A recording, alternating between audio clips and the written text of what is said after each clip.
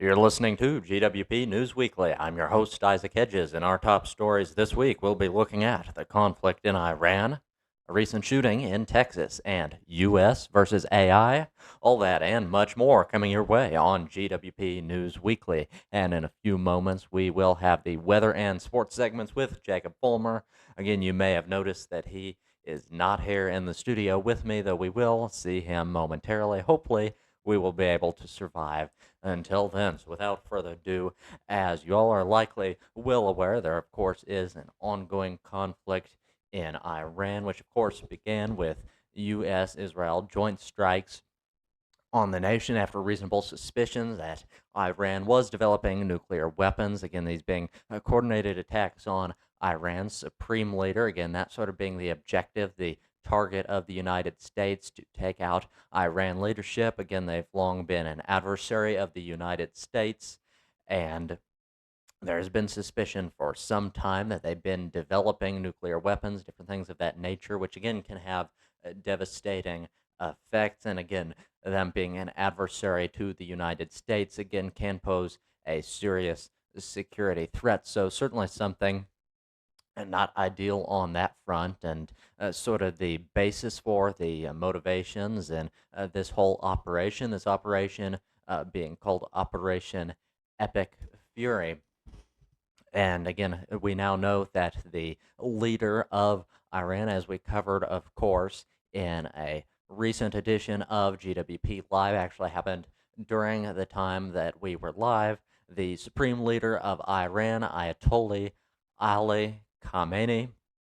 And again, a brief correction on that. We mistakenly referred to him on GWP Live previously as Ayatollah Khomeini. Again, Ayatollah Khomeini, that is a different figure entirely. Here, the leader that we have just taken out, the supreme leader of Iran, was known as leader Ayatollah Ali Khamenei, and multiple senior IRGC and political figures were taken out as well. Again, we've received a definite confirmation that the supreme leader was successfully taken out. Again, it's likely that the other officials in Iran have been taken out as well. We haven't necessarily heard from them.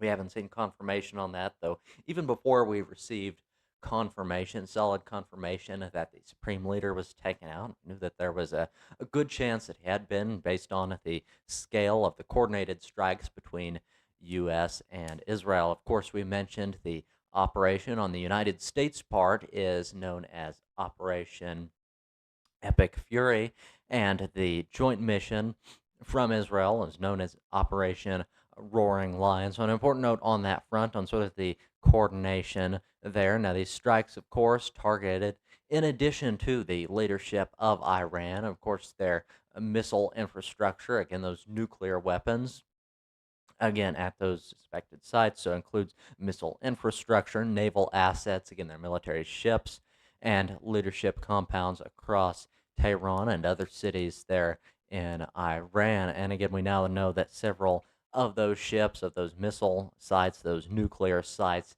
have been successfully taken out. So, again, still very much an ongoing story. We will continue to follow that. We know, of course, as well, Iran has launched retaliatory attacks on the United States. It launched missiles and drones at Israel and United States bases in the Gulf and regional oil infrastructures. So some of the surrounding countries have been hit. And interestingly, of course, one of the effects of that, one of the practical effects, of course, we're not seeing a lot of military conflict, thankfully, here in the United States.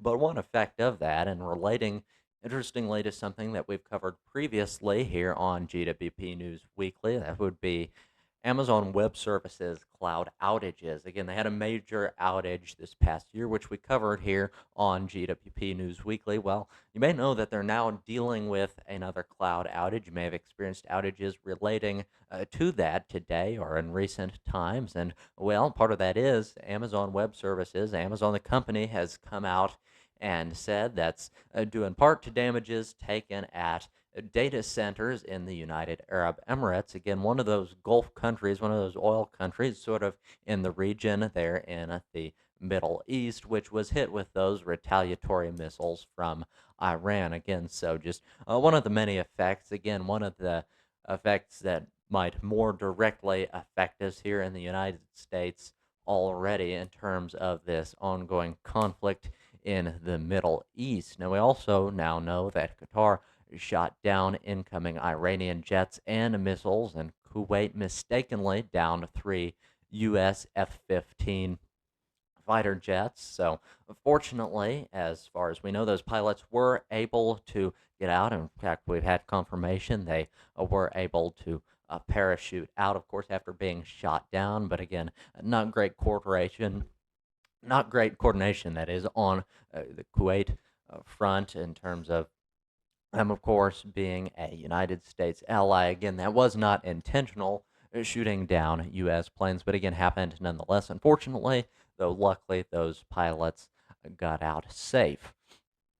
Now, in terms of some of the casualties up to this point and human impact, of course, sort of the main objective, as we mentioned, was to take out the leadership in Iran. Again, primarily the supreme leader, and we now know we've had some feedback on that. Of course, beyond that, it's likely that we've taken out other leadership in Iran. Again, that's to the best indication that we've had up to this point. That seems to be the case. So, in terms of even the line of succession in Iran, in terms of their leadership, a great deal of that has just been taken out. So, again, likely, sort of by extension, part of the objective. But again, beyond that, naturally, again, when we're dealing things such as this, of course, nuclear warfare with missiles and strikes of this nature, there is some margin for error, unfortunately. Of course, as we mentioned previously, this is one of the immediate things that we heard, and one thing that, again, objectors may cite, and certainly very tragic.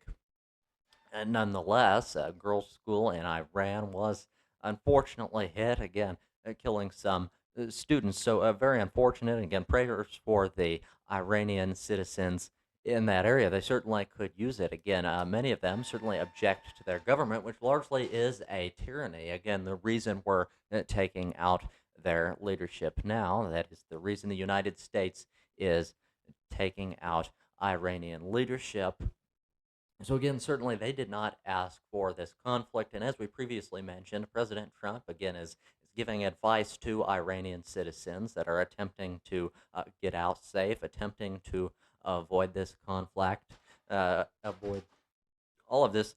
So, of course, he previously mentioned during this that Iranian citizens, again, their best hope at getting out of this and being safe is, of course, to defect, to not collaborate with the Iranian government, and again to get out. Well, things have now become more serious, of course, in that region. Some of the damages that have been taken. So again, now advising those Iranian citizens to stay safe, to stay in their homes for the time being.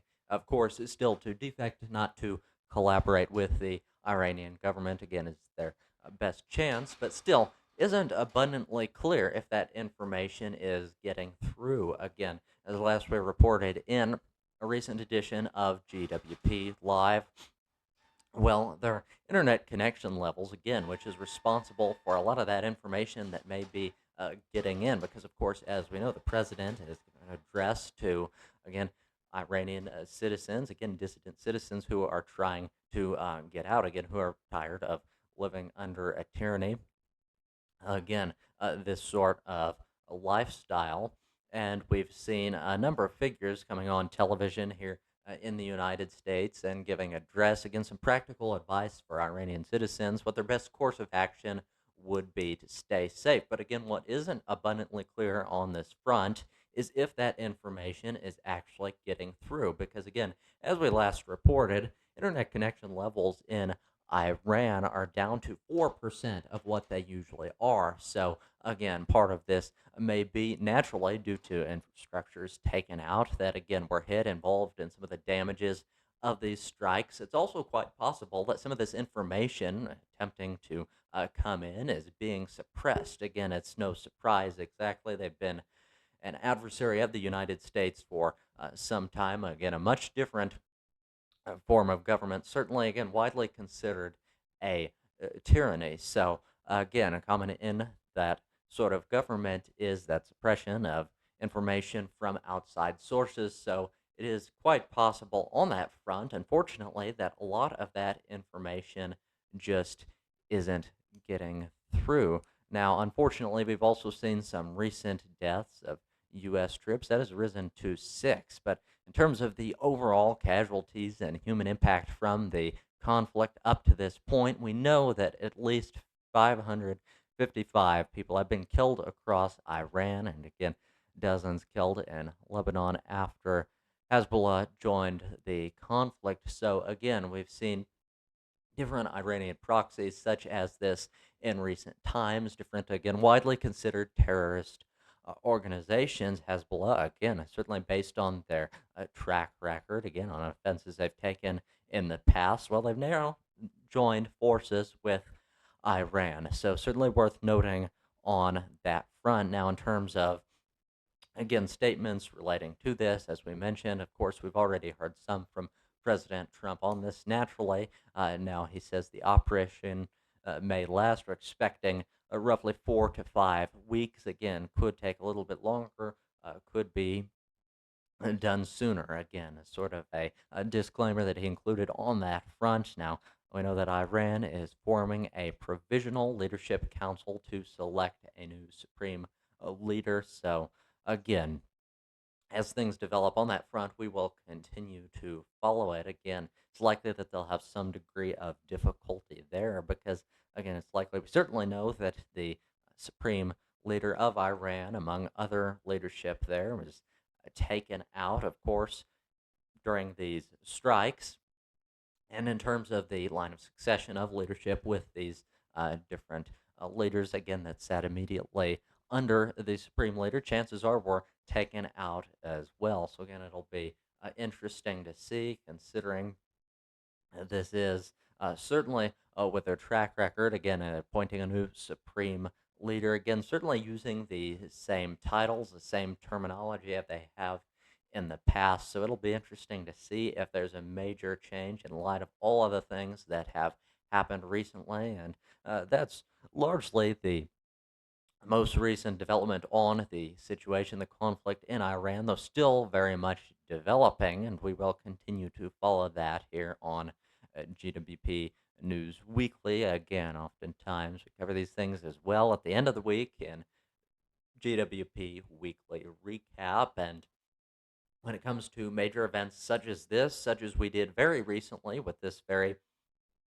conflict in our coverage, we did GWP Live. So, again, those major events, you can tune in for live streams on that. And again, to the best of our ability, we will provide notice on that. We will put out a post a little bit before we go live, again, letting you all know that is going to be happening so you can tune in. But if you miss it, not to fret, it will be available for playback on our channel thereafter. So if you didn't catch the latest edition of GWP Live, of course, we covered these things on the Iran situation, many of them, many new developments as we were live that we delivered.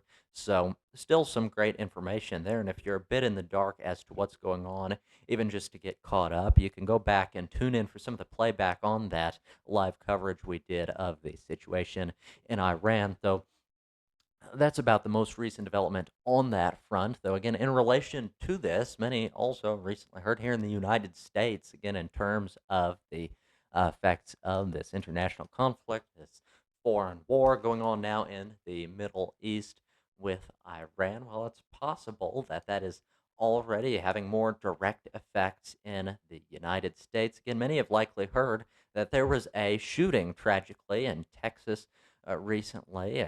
Gunman opened fire outside of Buford's Backyard Beer Garden in Austin 6th Street, and it killed 2 to 3 people and injured 14 to 17 others. Again, numbers may vary by source. This happened very recently, but there is believed to be some connection. Again, there's likely some connection between the shooter and this situation in Texas at this bar and Iranian leadership. So the shooter was identified as 53-year-old Diagna, a naturalized U.S. citizen originally from Senegal, who interestingly wore clothing that said property of Allah and an Iranian flag themed t shirt. Again, hence some of the suspicions of his connections with Iran.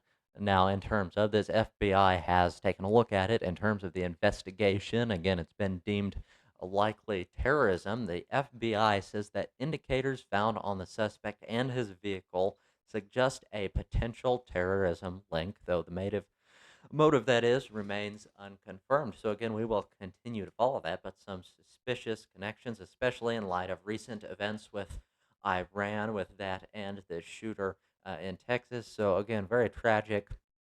Of course, after the fact, the threat again, the shooter was taken out. Police shot and killed the suspect at the scene, of course, being an active threat as he was. The governor of Texas, Greg Abbott, has now ordered heightened patrols statewide under Operation Fury Shield.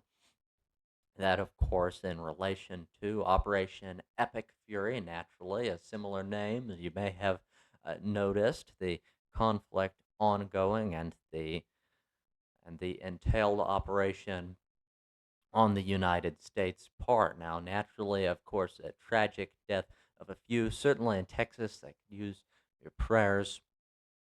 Community mourning, of course, includes the confirmed death of Texas Tech student Ryder Harrington. So, just very tragic. All of the family could use prayers. So, again, interestingly, a another story that has connections to the conflict in Iran, of course. All of our stories, you'll notice this common theme across this newscast, and generally we try to include a fair variety across our different topics. But again, you may have noticed that the ongoing conflict now in the Middle East seems to be affecting a number of areas. Certainly, in terms of recent events, well, in large part, a lot of those are related to this conflict, and one that might not initially be tied to it, well, interestingly, still does have connections with it. So, again, we always attempt to have variety. Again, this is a story, as we often cover, as we have along the course of our different productions here with Great World Productions from our very first venture, the Great World Podcast. Again, from its very inception, artificial intelligence has been a major topic of ours. Again, likely something that'll impact the world, have major impacts on the economy, and we're now seeing a conflict between a major AI company and the U.S. government. Interestingly, this company being Anthropic AI. Of course, one of their offerings is Claude, which is a competitor to ChatGPT. Of course, ChatGPT by the parent company OpenAI, of course, a major thing in the United States, and for that matter, across the world, of course, an internet offering, and one of the top models, of course, certainly when we covered it early on, their latest and top model was GPT-4. Again, the top models at that time, the most popular ones, seemed to be based on the GPT-4 framework, though it's now GPT-5. So, a major company, major artificial intelligence company in the United States, OpenAI, and of course, a competitor, a French competitor, interestingly, to OpenAI with ChatGPT is Anthropic AI with Claude, and some distinctions on that front to make. Some previous coverage we've done, we haven't done as much experimenting with Anthropic with Claude because, again, ChatGPT and the entire GPT-4 when we covered it earlier. Now GPT-5 has been one of the top models, so that's primarily what we've covered. That's primarily what we've experimented with, and of course also is an American company. So for that reason, we haven't covered companies like Anthropic with Claude as much. But interestingly, one thing we did cover on that front, and again, one of the concerns about AI, broadly speaking, is that it's being used for academic dishonesty. And again, there's been a reason to believe in recent times that that is particularly aided by platforms like Claude from Anthropic AI. And again, sort of a distinction on that front. Of course, we all know that with chatbots and different things, if you want it to outline something for you, if you want it to write something for you, well, you can prompt it to do such, and it'll generate a paragraph or so. Now, one difference, one interesting thing here, and one that sets Anthropic with Claude apart from something like, say, ChatGPT from OpenAI. One of the major differences here is that Claude allows you to program your personal writing style into the model, and some have noted that would seem to aid in processes of academic dishonesty. Again, writing school papers using artificial intelligence, where it sounds more convincing because it was programmed in your writing style. Again, not written by you personally, generated using artificial intelligence, but in your personal writing style. Likewise, there have been multiple lawsuits with Anthropic, with Claude, with the U.S. government adjacently regarding plagiarism cases. Again, in case of their AI model referencing articles and, again, different pieces of literature without properly crediting them. Again, lifting that without the proper permissions. So, again, there's a bit of a history with Anthropic AI and Claude in the United States, and not exactly a friendly relationship at that. Well, we're now seeing, of course, a continued sort of tension between Anthropic AI and the United States, and sort of a buildup. And again, this related in no small part to their conflict with their competitor, ChatGPT from OpenAI. Again, many who tuned in for the Super Bowl across the country will recall advertisements for Anthropic AI's Claude, which was a negative advertising campaign on their competitor, ChatGPT, of course, with OpenAI. Now, of course, in these commercials, a person would be discussing having a chat with another person. It was clear that one of those people was speaking more artificially and sort of resembled artificial intelligence in this commercial in question.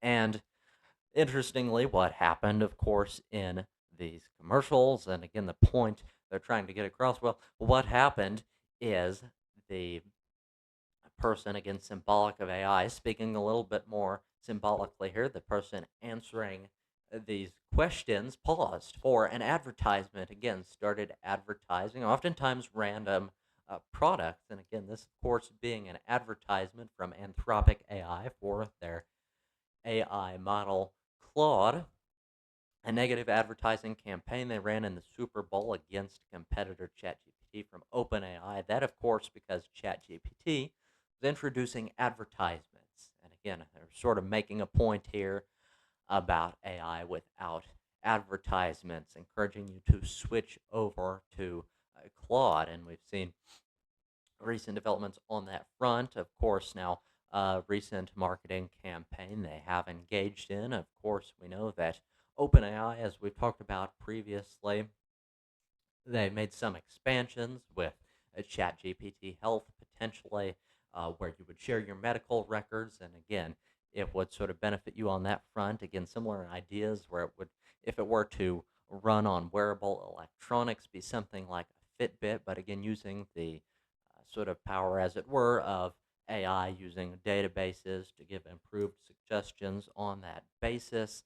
And again, our Secretary of Health and Human Services, Robert F. Kennedy Jr., has encouraged that. He's promoted the use of wearable electronics for health. And certainly it's likely that a company like OpenAI, ChatGPT, would not be opposed to government contracts such as that. Well, that isn't the only branch of, or the only department of federal government that they've considered, or there's a possibility that they'll work with. And they actually have a contract with the U.S. government, with the Department of War. That is OpenAI with ChatGPT, again, a contract with the U.S. Department of War for research purposes and whatnot. Furthermore, there's been some conflict on that point. Certainly, information from the Pentagon that has come out recently regarding that.